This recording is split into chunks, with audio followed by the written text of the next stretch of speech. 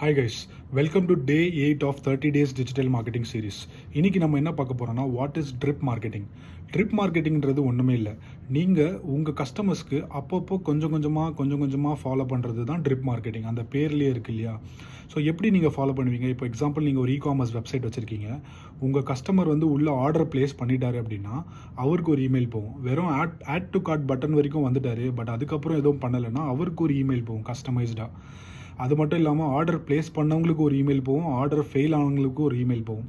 இது எல்லாமே ஆட்டோமேட்டிக்காக நடக்கும். இதே மாதிரி வாட்ஸ்அப்லேயும் பண்ண முடியும். ஒரு வாட்டி நீங்கள் ஸ்விக்கி ஜொமேட்டோலாம் நீங்கள் எப்போயாவது பர்ச்சேஸ் பண்ணியிருப்பீங்க.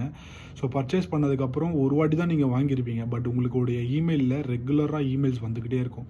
பட் டெய்லி வராது, கொஞ்சமாக விட்டு அனுப்பிட்டே இருப்பாங்க.